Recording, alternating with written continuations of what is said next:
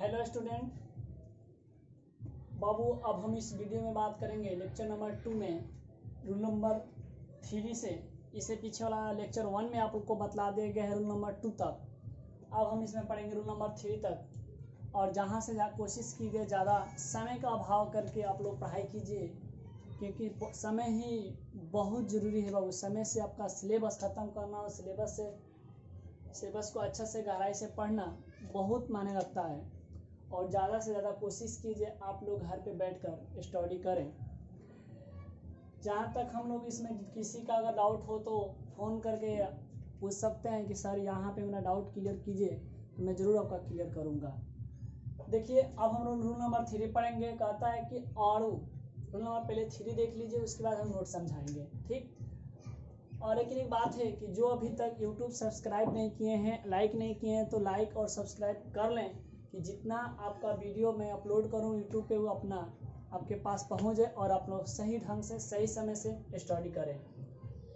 जाइएगा यूट्यूब पे signing chemistry classes मारिएगा, आपका आ जाएगा लिंक और उसको अपना देख लीजिएगा। और ज़्यादा से ज़्यादा कोशिश कीजिए कि शेयर भी करें। देखिए, कहता है कि आड़ू के पीसी में, पीसी का मतलब बाबू कल भी बताए थे कि पीसी का उसको कहते हैं जो लंबा चेन होता है उसको हम लोग पीसी मानते हैं।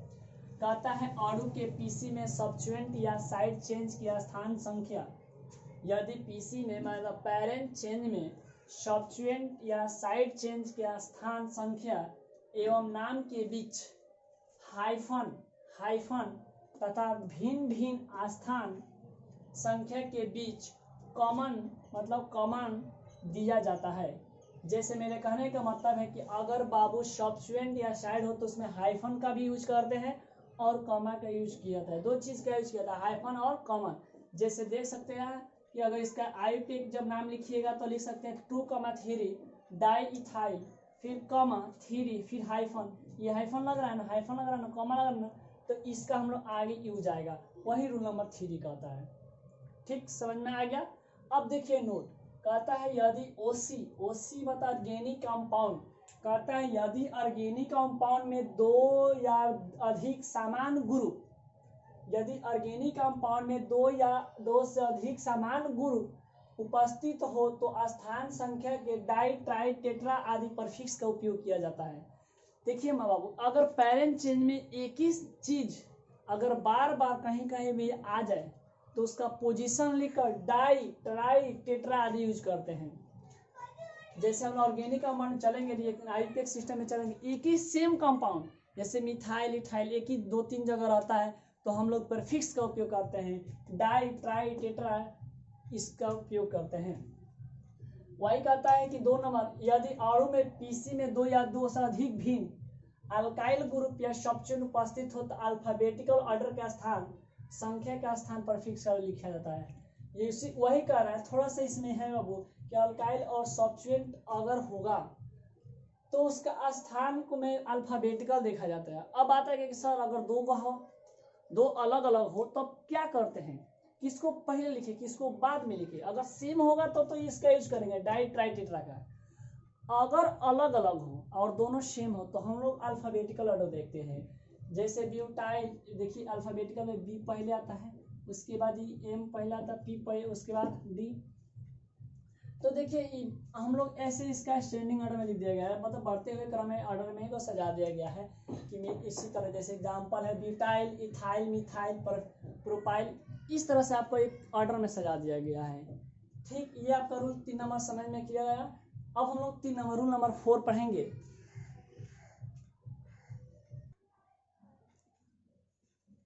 देखिए रूल नंबर 4 है सीनियर फंक्शनल ग्रुप। बाबू सीनियर फंक्शनल ग्रुप का मतलब इसमें कि जिसमें 2 फंक्शनल ग्रुप हो। यदि किसी भी ऑर्गेनिक कंपाउंड में जब 2 फंक्शनल ग्रुप होगा तो उसको हम मानेंगे सीनियर फंक्शनल ग्रुप। देखिए कहता है यदि कार्बनिक अणु में 2 भिन्न भिन्न फंक्शनल ग्रुप हो, अलग अलग फंक्शनल ग्रुप हो, तो उसे सीनियर फंक्शनल ग्रुप युक्त तथा कार्बन को पीसी माना जाता है। उसमें जब दो जब भिन्न भिन्न होगा तो उसको हम लोग कहते हैं सीनियर फंक्शनल ग्रुप। तो जब 2 भिन्न होगा तो एक को मानेंगे जूनियर, एक को मानेंगे सीनियर। तो इसमें कौन आएगा आपका जूनियर, कौन आएगा सीनियर। तो देखिए ये जो आपका बोर्ड पे ये नोट है बाबू, कहता है ग्रुप का वरीयता क्रम मतलब सेनेटरी ऑर्डर के निम्नलिखित है। इसमें अगर दो फंक्शनों को ये आपका अगर जुड़ा रहेगा तो एक को हम लोग पीसी में मान ले देते हैं और दूसरा को हम लोग सब्स्टिट्यूएंट मान लेते हैं। नहीं समझ में आया, फिर से देखिए, जब इसमें रहेगा ये तो एक को मान लेंगे सब पीसी में मान लिया जाता है कार्बन चेन में, और एक को सब्स्टिट्यूएंट के माध्यम से मान लिया जाता है। फंक्शनल ग्रुप जब दो होगा अलग अलग होगा तो लिखा उसको जाएगा जो इसमें पहले लिखा गया है, इस ऑर्डर में जो सजाया गया है। यही रूल नंबर हमारा 4 कह रहा है। क्लियर। एक कुछ नोट, रूल नंबर 5 देखिए, कहता है यदि अणु में पीसी साइड चेन में जटिल कॉम्प्लेक्स हो, कॉम्प्लेक्स अर्थात ब्रांच में हो जो कॉम्प्लेक्स हो, तो उसको ब्रैकेट में, तो उसको संयुक्त कार्बन को ब्रैकेट में लिखा जाता है। फिर से नहीं समझ में, फिर से देखिए, कहता है यदि अणु के पीसी में, पीसी मतलब पैरेंट चेन में साइड चेंज के जटिल मतलब कॉम्प्लेक्स अर्थात ब्रांच हो, तो पीसी के संयुक्त कार्बन के एक मानकर गिनती कर उसमें लिखित अल्काइल ग्रुप को स्थान संख्या के साथ ब्रैकेट में लिख दिया जाता है। फिर से समझिए, अगर कोई भी पैरेंट चेन में अगर बड़ा बड़ा कॉम्प्लेक्स कोई सब्स्टिट्यूएंट हो, बड़ा बड़ा देखिए यहाँ पे यह है ना, अगर कोई बड़ा बड़ा कॉम्प्लेक्स हो तो उसको सबसे पहले जब नाम लिखेगा तो उसको ब्रैकेट में लिख दीजिएगा। यही रूल नंबर हमारा 5 कह रहा है। देखिए एक एग्जाम्पल इसके बाद बता रहे हैं। देखिए जैसे एग्जाम्पल देखिए, कौन कौन ऐसा होगा जो कॉम्प्लेक्स होगा।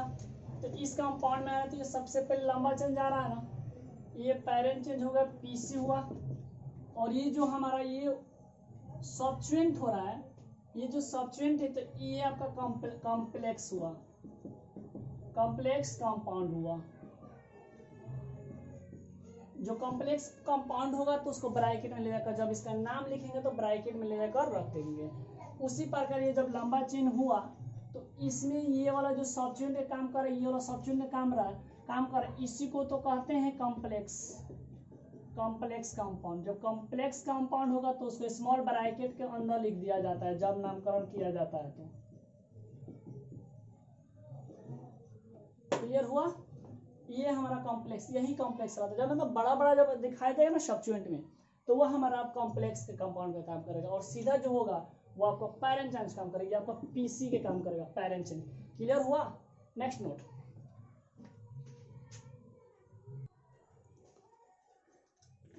है यदि ऑर्गेनिक कंपाउंड एटम के पीसी में 2 या 3 या 4 जटिल कॉम्प्लेक्स सब्स्टिट्यूएंट हो तो उसका स्थान की संख्या देकर 20, 30 और टेट्रा किस आदि का उपयोग किया जाता है। ये नोट है, ये बहुत काम देने वाला है। एनसीईआरटी प्रॉब्लम में ये बहुत ज़्यादा काम देने वाला है। कि कहाँ पे 20 लगेंगे, 30 और टेट्रा की, जहाँ 1, 2 होगा वहाँ पे क्या लगेंगे 20। जैसे एग्जाम्पल देखिए, ये आपका लंबा चेन में हुआ ना, जब ये लंबा चेन हुआ और यहाँ आपका ये कॉम्प्लेक्स कंपाउंड, ये आपके क्या है कॉम्प्लेक्स कंपाउंड हुआ, ये आपका कॉम्प्लेक्स कंपाउंड हुआ। तो देखिए इस तरह आएगा अगर नामकरण में, तो कैसे नाम लिखते हैं, तो 2 है ना, दोनों क्या है कॉम्प्लेक्स है, तो 2 है तो इसी लिखते हैं 20। और यहाँ पे इसका जब इसका नाम लिखेगा तो 1,1 डाई प्रोपाइल होगा। आगे क्लास में बताएंगे यहाँ 1,1 डाई मिथाइल प्रोपाइल कैसे हुआ, इसका हम नाम बताएंगे। जैसे यह हाइफन है ना, तो इसमें अगर लंबा चेन लिया था और इसका अलग अलग हम लोग नाम करके तब इसमें लिख दिया जाता है। बस यहाँ पे आपको ये समझना है कि यहाँ पे कब 20 लगेगा, 20 कब लगता है, ट्रेस कब लगता है, टेट्राकिस कब लगता है। तो जब 2 होगा सेम तो 20 लगता है। और यहाँ नाम कैसे लिखा, तो इसको अलग जाकर रफ में तब नाम करके तब ब्रैकेट के अंदर लिख दिया जाता है। इसके पहले वाला रूल में यही लिखवाए थे कि बाबू जब कॉम्प्लेक्स हो तो उसको ब्रैकेट के अंदर लिखा जाता है। क्लियर हुआ।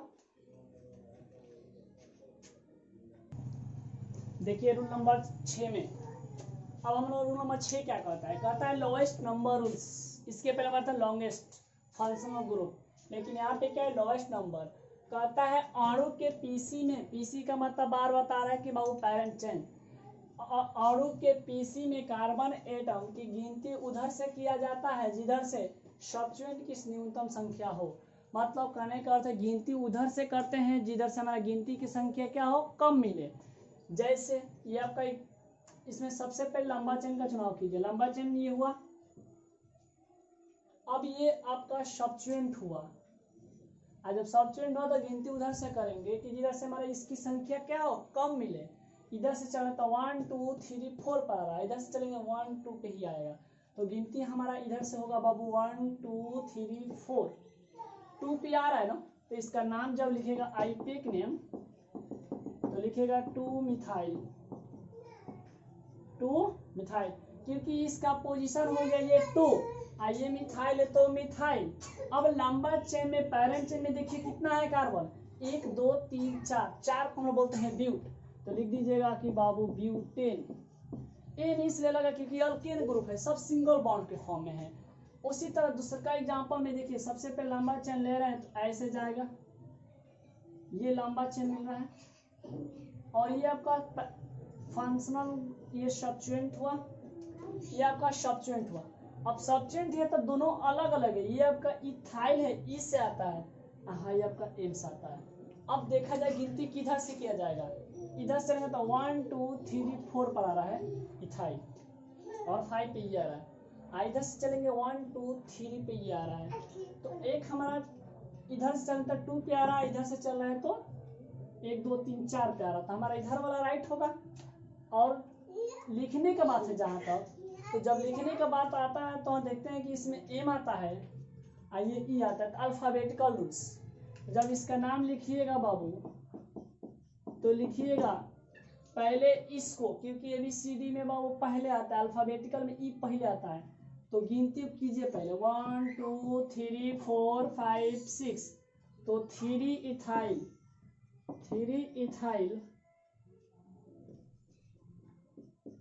3 इथाइल, उसके बाद 2 मिथाइल, 2 मिथाइल, 2 मिथाइल। लंबा चेन में कितना है 6, तो 6 को लिखेंगे हेक्सेन, 6 को क्या लिख देंगे हेक्सेन। इसी प्रकार ये एग्जांपल में देखिए, इसमें हुआ तो गिनती कीजिए, इधर से चलेंगे 1 2 3 पे आ रहा है, इधर से भी चलेंगे 1 2 3 पे आ रहा है, तो जिधर से मान कर उधर से गिनती कर सकते हैं बाबू, दोनों पोजीशन हमारा समान आ रहा है, आ गया। अब यहाँ मिथाइल है, ये इथाइल है, तब लिखना किसको है, तो इथाइल को पहले लिखा जाएगा। देखिए जब इसका नाम जब लिखिएगा, यहाँ देखिए जब इसका नाम अब आप लोग लिखिएगा तो लिखेगा 3 इथाइल, 3 इथाइल, 3 मिथाइल, 3 मिथाइल। लंबा चेन 5 है तो 5 को कह देते हैं वो पेंटेन, क्या बोलते हैं पेंटेन। इस तरह से हमारा ये हुआ रूल नंबर 5 6 क्लियर हुआ, इसको उतारिए। धन्यवाद। इस तरह से लेक्चर हम लोग 3 नेक्स्ट टाइम पढ़ेंगे। ये हुआ, ज़्यादा से ज़्यादा कोशिश कीजिए टाइम का, समय का उपयोग ज़्यादा उपयोग करें। कोई भी बाबू चीज़ होता है बिना समय किए हुए आप लोग सक्सेस नहीं हो पाएगा। तो मैं आप लोग से यही सलाह दूंगा, आपको यही सलाह दूंगा कि ज़्यादा से ज़्यादा कोशिश कीजिए कि पढ़ें और मेहनत करें, ये समय का ज़्यादा उपयोग करें। धन्यवाद, थैंक यू सो मच।